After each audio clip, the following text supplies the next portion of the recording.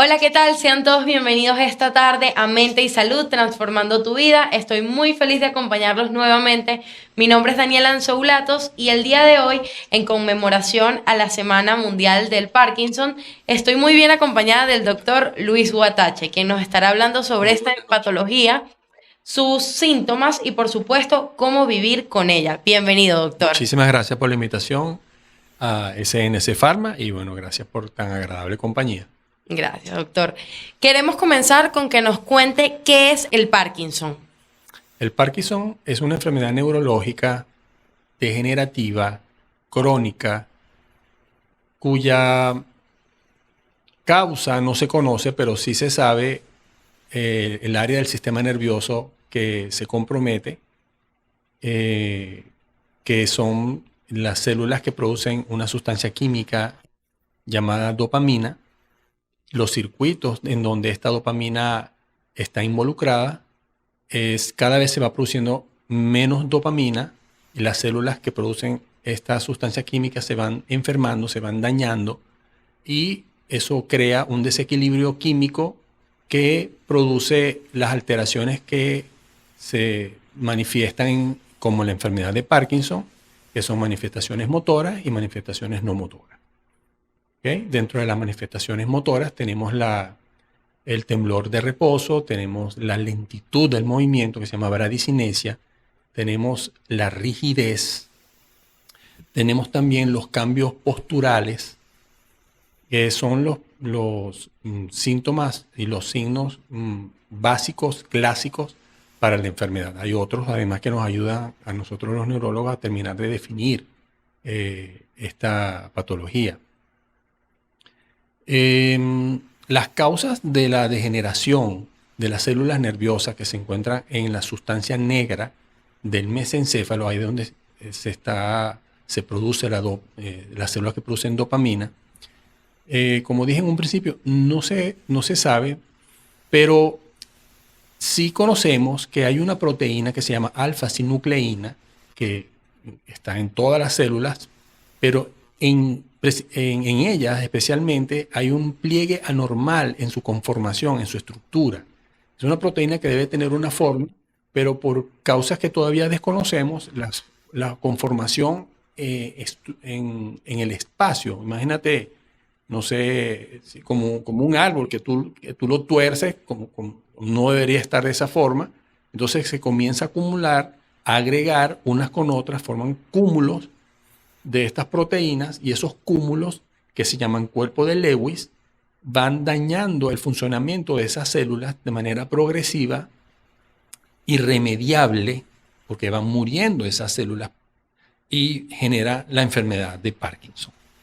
Es importante destacar que hay algunos estudios que conectan también el sistema digestivo, y esto les va a parecer un poco extraño, con la enfermedad de Parkinson, porque han encontrado cuerpos de Lewis en las células nerviosas del intestino, y hay estudios que han demostrado que estas cuerpos de Lewis pueden ir viajando a través de un nervio que es muy largo, que es el nervio más largo que tiene el cuerpo, se llama nervio vago, hasta el sistema nervioso central, y de esa manera se cree que es una de las vías de afectación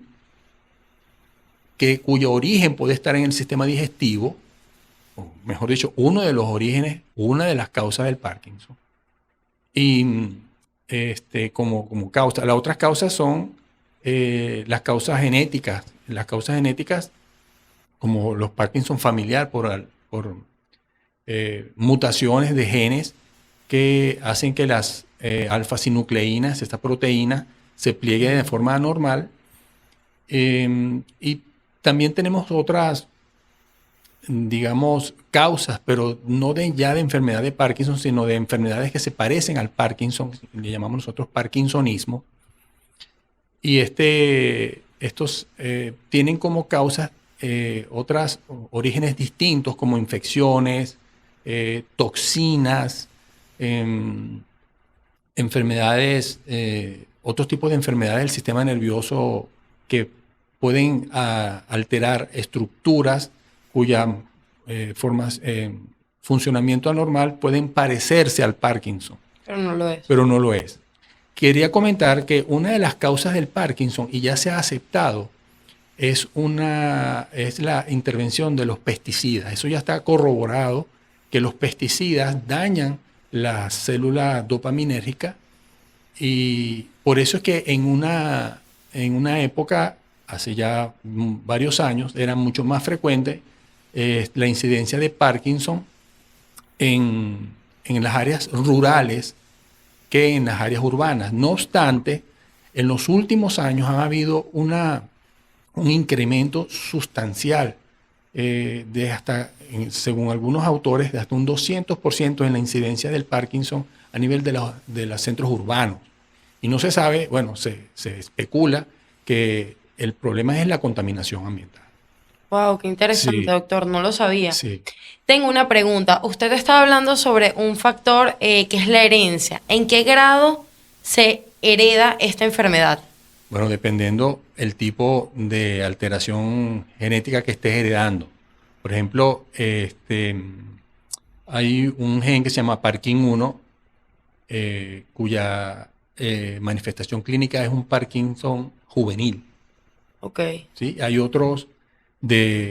varios genes implicados en esto. Hay uno que es el Parkin1, el Parkin2, hay otro que es la tirosin, exactamente, que es tirosin no receptor de quinasa 2. Son nombres bien rebuscados por su efecto. Ok. Pero todas ellas dan tipos de herencia un poco diferentes. Algunas son recesivas, otras son dominantes. Ya eso entra dentro del conocimiento del tipo de herencia. Recesivo es que tú necesitas de la participación tanto del gen del padre como de la madre para que se pueda manifestar. Y dominante, basta con que un gen esté presente para que se manifieste esa condición. En este caso, algunas enfermedades de Parkinson hereditarias.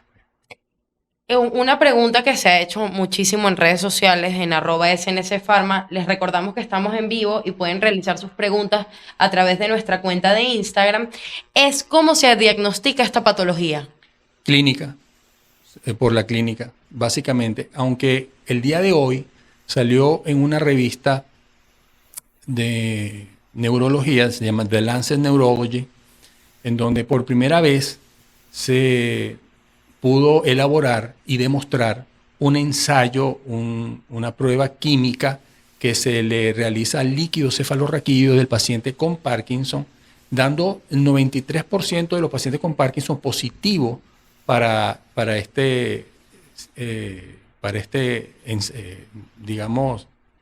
evaluación química que se realiza de esta investigación. Y solamente los pacientes que no tienen Parkinson, el 5% da positivo a esta prueba química. Y también es positiva en los pacientes que todavía no tienen Parkinson. O sea, Pero en la pueden fase desarrollarlo. preclínica. No, ya lo tienen. Ok. Pero no han desarrollado los síntomas. Entonces, no dije en un principio que esto es una enfermedad que comienza muchísimos años antes de que den los primeros síntomas, porque esta sustancia negra del sistema nervioso tiene que llegar a desaparecer entre un 70 a un 80% para que comiencen a dar los síntomas. Ok. Entonces, Cualquier persona puede asistir a su médico y hacerse esos exámenes. este examen que acabo de nombrar, que apareció publicado en The Lancet Neurology en el último revista, pues en el último fascículo, es un ensayo que definitivamente muestra, sin lugar a dudas, que quien dé positivo a esa prueba tiene Parkinson. El problema es que tiene que hacerse a través de la toma de muestra del líquido cefalorraquídeo, a través de una punción lumbar. Okay. Ellos esperan que se pueda desarrollar la misma tecnología para que a través de muestras de obtención más simples y menos elaboradas, como la punción lumbar, como podría ser una muestra de sangre o una muestra de saliva, se puede hacer también el diagnóstico con tanta precisión como. Ahora, ¿cómo se hace el diagnóstico? Bueno, uno no hace un diagnóstico, tú tienes que esperar que la persona comience a tener los síntomas. ¿Cuáles son los síntomas más frecuentes? Temblor de reposo. Cuando la mano comienza a temblar, por general es asimétrico, comienza por algún lado del cuerpo, más frecuentemente por una mano. El temblor ocurre cuando la persona tiene la mano en reposo, cuando sujeta objetos o cuando la mueve. El temblor pudiera estar en algunos casos, pero por lo general disminuye mucho o desaparece. Y puede ser un síntoma que te dé la alarma. También puedes notar que arrastras un pie, no das el paso tan largo como el otro. Cuando estás caminando te tropiezas más con Un desequilibrio. Sí, hay un desbalance en ese sentido. Entonces, ya tú puedes ser una de las posibilidades diagnósticas, puede ser un trastorno por rigidez, pues que es una de las características del Parkinson. Recuerda que eran temblor, rigidez, el lentecimiento. Por ejemplo, cuando te vas a abotonar la camisa, de repente pierdes habilidad para esos movimientos finos. Ok. Entonces, es posible también que estés en presencia de esta patología. Doctor, ¿se puede prevenir esta patología?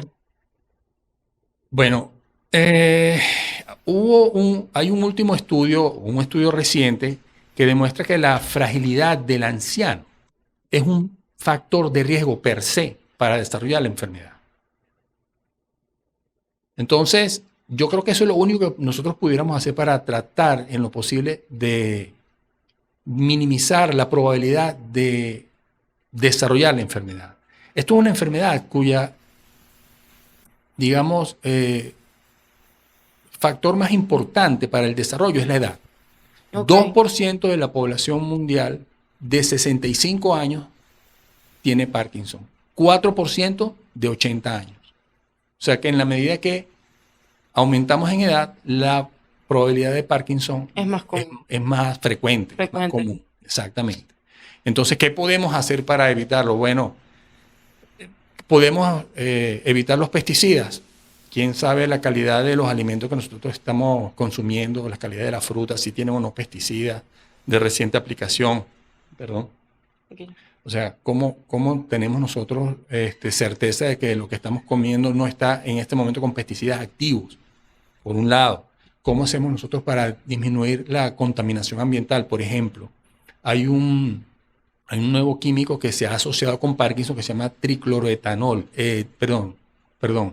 tricloroetileno. Esta sustancia química ya se ha asociado incluso hasta con cáncer, pero hay muchos casos que se relacionan la aparición del Parkinson con dicha sustancia.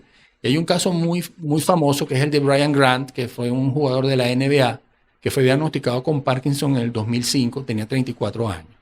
Resulta que su padre muere de cáncer y ellos vivían en una base naval en California, donde este producto tricloroetileno se encontraba en altísimas concentraciones en el agua donde se bañaban, en el agua que Wow. tomaban.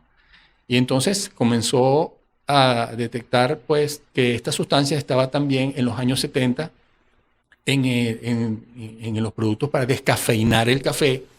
En los Ok. años 70, ahora eso no está en la industria armamentística, en las industrias que hacen productos para desgrasantes. Inclusive se llegó a utilizar, no sé si ahora, quizás puedo generar un poquito de alarma con esto, en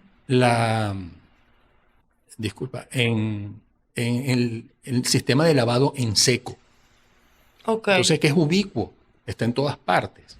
Entonces, ¿cómo nosotros podemos disminuir las probabilidades de que se generen un Parkinson? Y lo otro es la carga genética.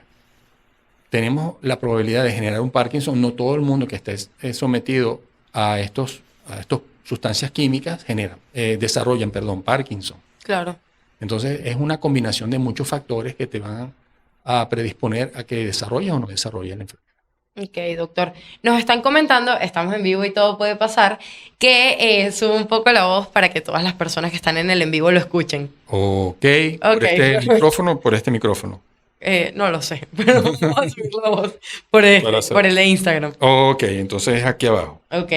Les recordamos a las personas que están en sintonía que pueden hacer sus preguntas para el doctor. Nosotros nos vamos a tomar ahorita un breve comercial y seguimos con mucho más de Mente y Salud, transformando tu vida.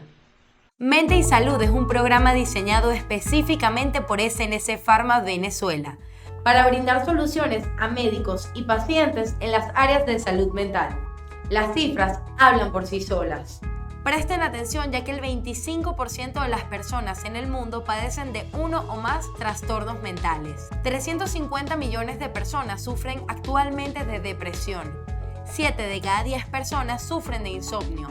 Y lamentablemente, el año pasado se reportaron 97.000 suicidios en Latinoamérica. No podemos eludir nuestra responsabilidad. Por esta razón, estamos creando una enorme plataforma de salud mental que colocamos a su disposición para que podamos juntos acudir a un médico psiquiatra, neurólogo, internista, incluso a un psicólogo, cualquier día de la semana en esas excelentes instalaciones, tal vez una de las mejores del país. Las cartas están echadas, ya la decisión está en tus manos. Solicita una cita a los números que se encuentran en pantalla y no formes parte de las estadísticas. Te esperamos. En Mente y Salud somos parte de la solución. Buenas tardes, seguimos con Mente y Salud, transformando tu vida, hablando del Parkinson con el doctor Luis Guatache. Bienvenidos nuevamente. Les recordamos que estamos en vivo en @SNCPharma para que realicen sus preguntas. Doctor, aquí tenemos una pregunta que dice: buenas noches, ¿el COVID puede acelerar el Parkinson? Le pregunto porque mi esposo empezó a temblar la mano después del COVID. Bueno, no todo temblor es Parkinson, hay que aclarar eso. Pero lo que sí le puedo decir es que hay muchos casos descritos, sobre todo en Europa, de pacientes que han desarrollado, vamos a decirlo, un parkinsonismo luego del COVID. Que sea Parkinson, necesitamos tener estudios especializados, no invasivos, porque lo que deberíamos hacer es tomar una muestra del sistema nervioso central y verlo en un microscopio. Hay cuerpo de Lewis, es Parkinson, pero eso no se hace. Entonces se hacen otros estudios para corroborar si es Parkinson o no, pero hay muchos casos de parkinsonismo post-COVID descritos a propósito obviamente de la pandemia, y en mi experiencia vi una paciente que sin síntomas previos comenzó a desarrollar todos los síntomas muy rápidamente en muy poco tiempo, y eso sí hace que exista una relación directamente con la patología, con el COVID. ¿Por qué digo esto? Porque el Parkinson es una enfermedad progresiva, toma tiempo en desarrollarse completamente y no vas a tener por lo menos un Parkinson habitual en un año, que en un año se te desarrollen todos los síntomas. Pues parece ser que en este tipo de pacientes con COVID eso ha ocurrido. La respuesta es sí, es probable que entre otras patologías que generan temblores, el COVID puede estar asociado con parkinsonismo. Sí. Muchas gracias, doctor. Aquí tenemos otra pregunta. Bueno, no es una pregunta. Nos comentan: no queda claro lo del tema de las personas que trabajan en las estaciones de servicio. ¿Puede precisar mejor la información? Bueno, no recuerdo haber comentado sobre las personas que trabajan en las estaciones Creo que se refiere al pesticida. Pero en las estaciones de servicio hablamos de plomo, no de pesticidas. Pesticidas son sustancias que se utilizan en la agroindustria, en la parte agrícola, perdón, para que tengas un mayor desarrollo y provecho del producto que estás sembrando. Es de eso lo que estoy hablando, no de las estaciones de servicio. Ok, acá tenemos otra pregunta que dice: hola, ¿cómo están? Mi papá fue diagnosticado con Parkinson a los 38, o sea, mucho antes tenía la enfermedad. Sí, mucho antes tenía la enfermedad, porque tienen que desaparecer alrededor de un 70% de las neuronas que producen dopamina para que comiencen a aparecer los primeros síntomas. Doctor, estábamos conversando sobre que la enfermedad tiene distintos síntomas, y a mí me gustaría saber si hay distintos tipos de Parkinson. Lo que hay es sí, manifestaciones diferentes de Parkinson, porque hay Parkinson que tiemblan muchísimo, hay Parkinson que tiemblan poco y hay Parkinson que no tiemblan prácticamente. Inclusive un grupo de neurólogos en Estados Unidos llegó a proponer el término de síndrome de Parkinson, porque hay Parkinson distintos que no son realmente tienen diferencias En entre donde ellos. los síntomas no son motores. No, sí, hay síntomas motores, lo que pasa es que en unos son más pronunciados que en otros. Ok. Y hay Parkinson, por ejemplo, cuya evolución es muy estable, pero en el tiempo. Yo tengo un paciente que tiene 6 años con Parkinson, con estadio de Parkinson, que ya tú esperarías tener una evolución determinada, para no entrar en detalle, y realmente no es así, sigue estando exactamente igual. Pero hay Parkinson que cambian en 3 años, en 4 años, como es lo más usual. ¿Ok? Pero hay sus diferencias y es bastante individualizado. Ahora, se pueden tener estimaciones. Por ejemplo, existe lo que llamamos nosotros la luna de miel, que la persona llega con síntomas, diagnostica el Parkinson, indicas un tratamiento y entre dosis y dosis la persona no tiene ningún tipo de deterioro motor, están perfectos. Entonces, esto es porque todavía queda una reserva de neuronas dopaminérgicas que utilizan la levodopa, en el caso hablando de la levodopa, de una manera óptima y pueden resolver el control motor de una manera perfecta o casi perfecta. Pero eso puede durar entre 3, 4 años aproximadamente. Y luego vienen las fluctuaciones motoras. Y esas fluctuaciones motoras es porque el tratamiento comienza a tener un efecto y dura 5 horas o te dura 6 horas. Y en la medida que pasa el tiempo, el medicamento tiene un efecto de 4 horas y puede llegar hasta tener un efecto de 3 y 2 horas. ¿Por qué? Porque estás viendo una evolución del deterioro de las neuronas que utilizan la levodopa para formar dopamina para su trabajo, pues para el control del control motor del que estamos hablando.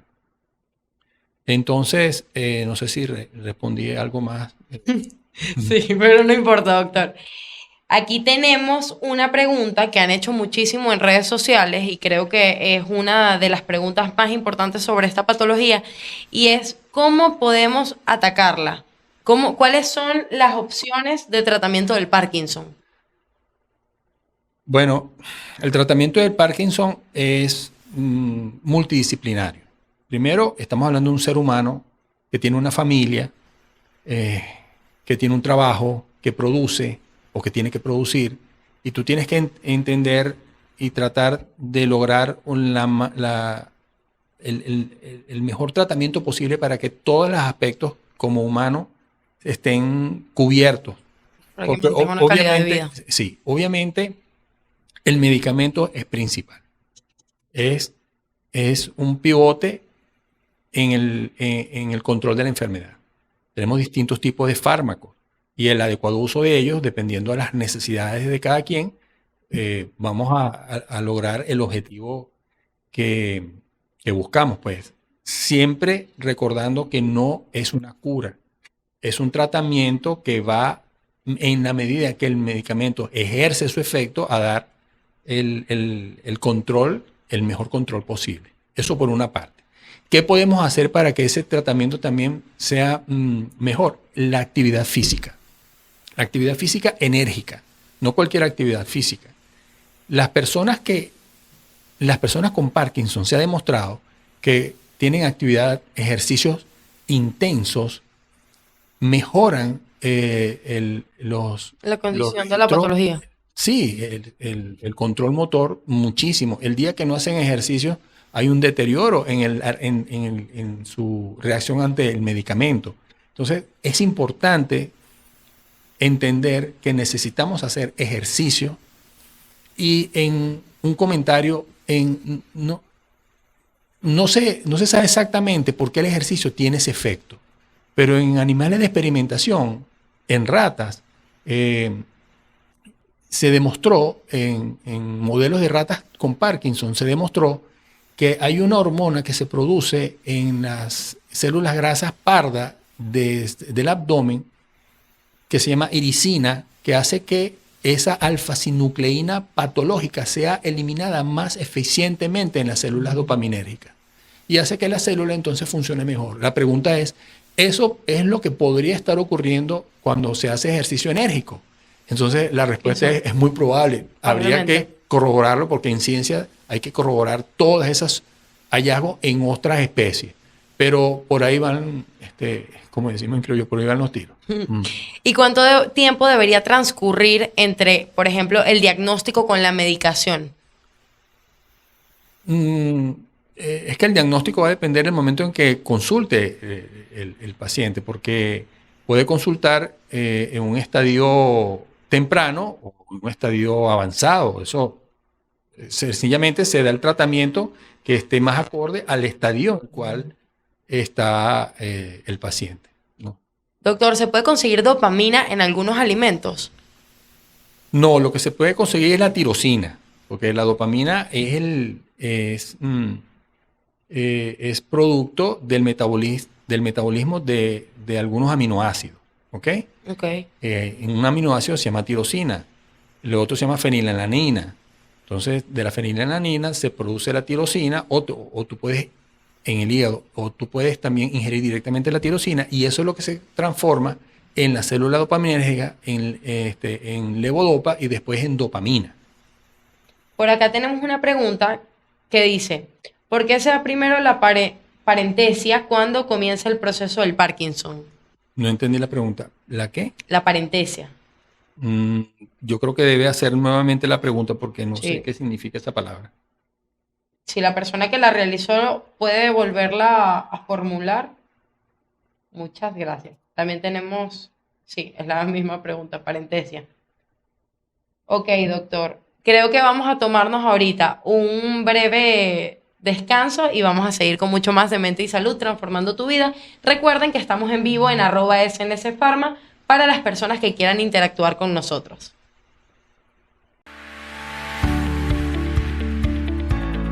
Hola, me llamo Verónica Brand, soy gerente del Departamento de Regulatorios de SNC Pharma, una de las empresas más reconocidas en el sector farmacéutico.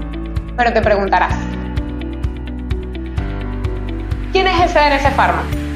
Somos una compañía con más de 15 años de experiencia en la industria farmacéutica a nivel internacional, especializados en la comercialización de productos para patologías asociadas al sistema nervioso central. Estos son fabricados con la más alta tecnología italiana y están aprobados por la FDA. Nuestros valores se basan en integridad, respeto, responsabilidad, lealtad, sentido de urgencia y excelencia. En SNC Pharma trabajamos para su tranquilidad.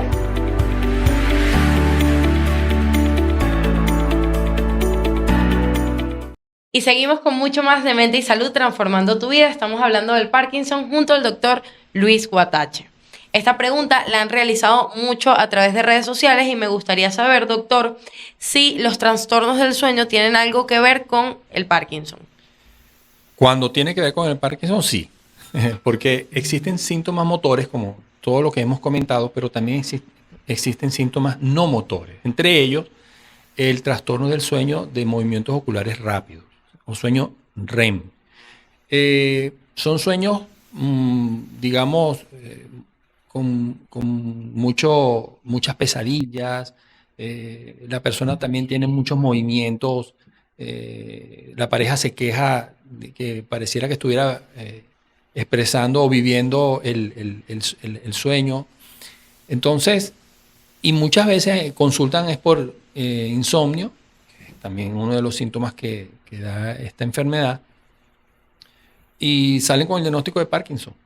Ok. O sea, doctor, no puedo dormir. Cuando tú lo examinas, tiene un síndrome hipertónico hipocinético y tú dices, bueno, tienes Parkinson.